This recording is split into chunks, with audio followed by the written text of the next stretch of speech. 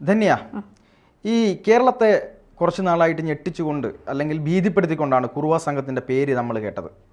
വീണ്ടും വീണ്ടും എന്താണ് അവർ വരുന്നു, ഓരോ വീടുകളെ ആക്രമിക്കുന്നു, ഈ കുഞ്ഞു കരയുന്ന ശബ്ദത്തിലൊക്കെ ശബ്ദമുണ്ടാക്കുന്നു.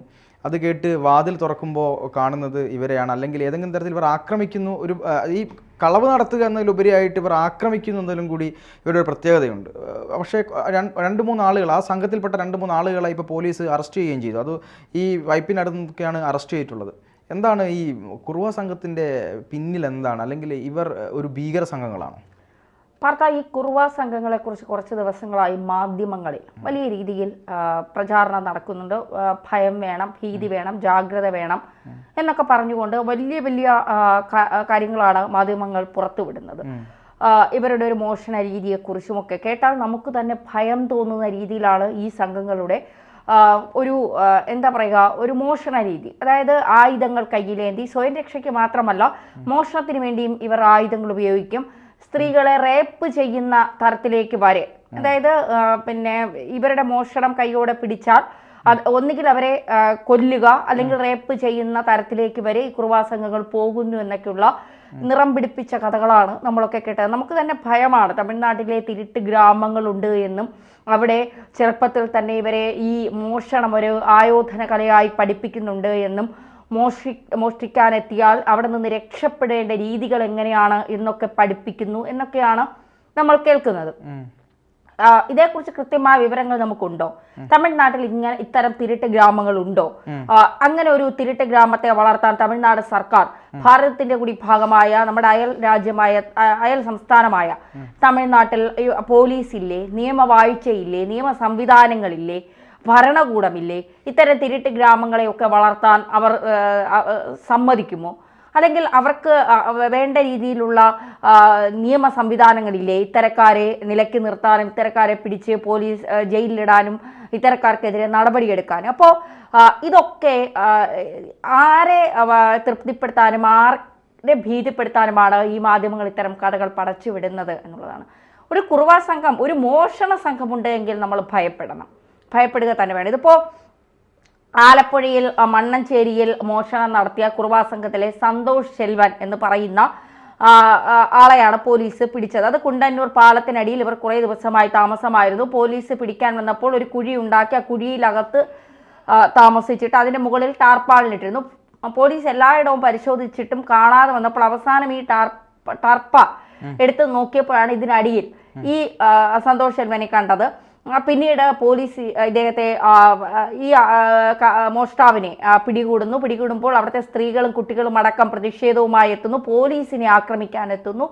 അവിടെ നിന്ന് ഈ പോലീസിനെ സ്ത്രീകളും കുട്ടികളും ആക്രമിക്കുന്നതിനിടയിൽ സന്തോഷ് സെൽവൻ രക്ഷപ്പെടുന്നു. പിന്നീട് 4-5 മണിക്കൂർ നീണ്ട തിരച്ചിലിനൊടുവിലാണ് നാവികസേനയൊക്കെ എത്തിച്ചുകൊണ്ടുള്ള തിരച്ചിലിനൊടുവിൽ വെള്ളത്തിന് അടിയിൽ മുങ്ങിക്കിടന്ന സന്തോഷ് സെൽവനെയാണ് പോലീസ്, അതായത് ശ്വാസം എടുക്കാൻ വേണ്ടി മാത്രം വെള്ളത്തിന് മുകളിലേക്ക് വരും, പിന്നീട് താഴ്ന്നു പോകും. ഇതാണ് നമ്മളൊക്കെ വാർത്തകളിൽ അറിഞ്ഞത്. ഈ 14 അംഗ സംഘം കേരളത്തിൽ അങ്ങോളം ഇങ്ങോളം കുറുവാ സംഘമായി മോഷ്ടാക്കളായി പ്രവർത്തിക്കുന്നുവെന്നും ഇവർ കുടുംബത്തോടൊപ്പമാണ് വരുന്നതെന്നും കുട്ടവഞ്ചിയിൽ മീൻ പിടിക്കുന്നവരായി ആണ് ഇവർ ഇവിടെ എത്തുന്നത്.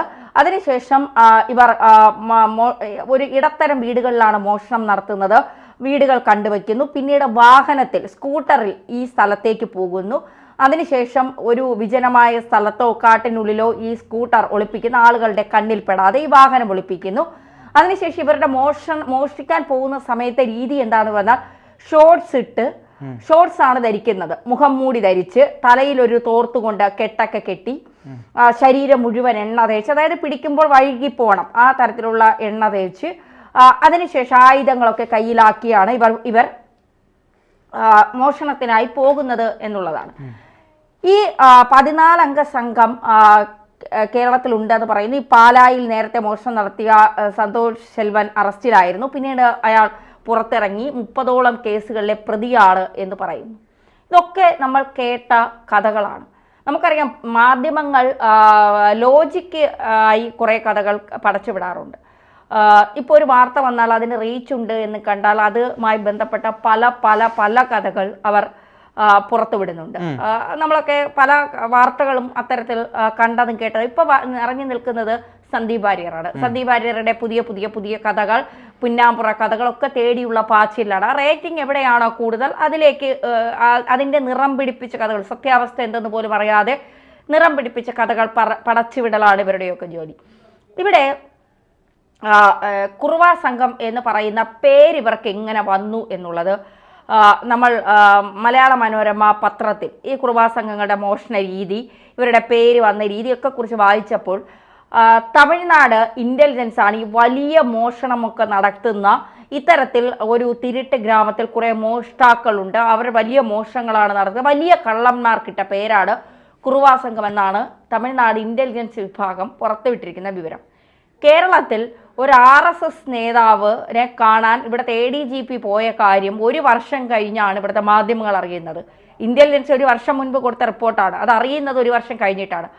കേരളത്തിൽ നടക്കുന്ന ഇന്റലിജൻസ് റിപ്പോർട്ടിന്റെ വിവരങ്ങൾ അറിയാത്ത മാധ്യമങ്ങൾ എങ്ങനെയാണ് തമിഴ്നാട്ടിലെ ഇന്റലിജൻസ് വിഭാഗത്തിന്റെ ഈ കുറുവ സംഘവുമായി ബന്ധപ്പെട്ട വിവരങ്ങൾ അറിയുന്നത്?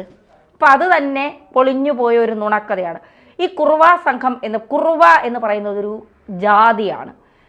നമ്മൾ പണ്ട് പറയർ, പൊലയർ, ഷെഡ്യൂൾഡ് കാസ്റ്റ് എന്നൊക്കെ വിളിച്ചിരുന്ന ജാതിയിൽ പെടുന്നവരാണ് ഈ കുറുവ. ഇപ്പൊ ജാതി പറയാൻ പാടില്ല. ജാതി പറഞ്ഞ അധിക്ഷേപം ജാമ്യമില്ലാ വകുപ്പ് പ്രകാരമുള്ള കുറ്റമായി കണക്കാക്കുന്ന രാജ്യത്താണ് നമ്മൾ ജീവിക്കുന്നത്. എല്ലാവരും മനുഷ്യരാണ്. ജാതിപരമായി ആരെയും വേർതിരിച്ച് കാണാൻ കഴിയില്ല എന്നുള്ളതാണ്. ഇവിടെ കുറുവ സംഘം എന്ന് പറയുന്നത് ഒരു ജാതിയാണ്.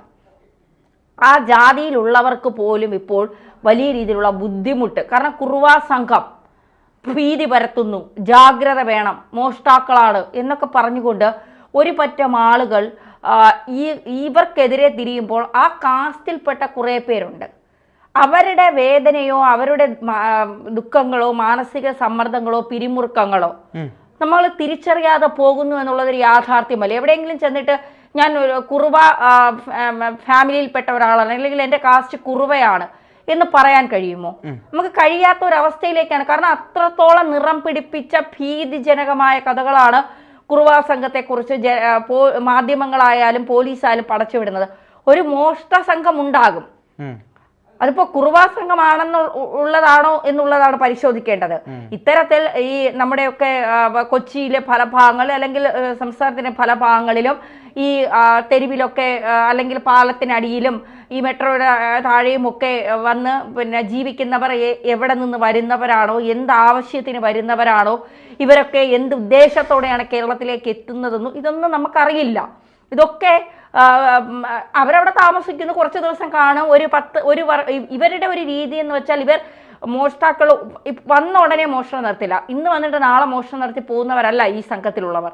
ഇവർ അവിടെ താമസിച്ച് 6 മാസം മുതൽ 1 വർഷം വരെ ഇവരവിടെ താമസിക്കും. അതിനുശേഷമാണ് ഇവർ മോഷണം നടത്തുന്നത്. ഇതിൽ ഏറ്റവും പ്രധാനപ്പെട്ട കാര്യം തമിഴ് മാട്രിമോണി നമ്മൾ പരിശോധിച്ചാൽ അതിൽ ഒരുപാട് കുറുവ സംഘം അതിൽ ഒരുപാട് കുറുവ സമുദായത്തിലുള്ള പെൺകുട്ടികൾ, ആൺകുട്ടികളായാലും ഈ മാട്രിമോണിയിൽ വിവാഹത്തിനായി രജിസ്റ്റർ ചെയ്തിട്ടുണ്ട്. അതിൽ നമ്മൾ കാണുന്ന ഒരു കാര്യം, ഒരു ഹൊസൂർ ജില്ലയിൽ, തമിഴ്നാട്ടിലെ ഹൊസൂർ ജില്ലയിൽപ്പെട്ട ഒരു പെൺകുട്ടി ഡോക്ടറാണ്, യുവ ഡോക്ടറാണ്, 26 വയസ്സായ പെൺകുട്ടി. കുറുവ എന്നാണ് സമുദായം വച്ചേക്കുന്നത്. അതുപോലെ തന്നെയാണ് രാമനാഥ എന്ന് പറഞ്ഞ സ്ഥലത്തുള്ള 26 വയസ്സുള്ള പെൺകുട്ടി. അത് വലിയ വിദ്യാഭ്യാസമൊന്നും ഇല്ലാത്ത പെൺകുട്ടിയാണ്, അതും കുറുവ സമുദായം എന്നാണ് വച്ചിരിക്കുന്നത്. ഇവരൊക്കെ എന്ത് പിഴച്ചു? ഇവർക്കൊക്കെ കല്യാണം നടക്കുമോ? കുറുവ സംഘം എന്ന് പറഞ്ഞ് ഇങ്ങനെ മനുഷ്യനെ ഭീതി നിർത്തി ഒരു നിറം പിടിപ്പിച്ച കുറേ കഥകൾ, അങ്ങനെ ഒരു മോഷണ സംഘം ഉണ്ടാവാം, ഇല്ല എന്ന് നമ്മൾ പറയുന്നില്ല. ഒരു കൂട്ടം മോഷണ സംഘങ്ങൾ ഉണ്ടാകാം. ഇത് തമിഴ്നാട് പോലീസ് എന്തുകൊണ്ട് ഇതിൽ കൃത്യമായ നടപടി സ്വീകരിക്കുന്നില്ല? തമിഴ്നാട് പോലീസ് അത് ഈ ജാതിക്കെതിരെയും ജാതി സമ്പ്രദായങ്ങൾക്കെതിരെയും ഒക്കെ പറയുകയും പക്ഷേ വികാരം, ദ്രാവിഡ വികാരം ആളി കത്തിക്കുകയും ചെയ്യുന്ന ഒരാളാണ് സ്റ്റാലിൻ.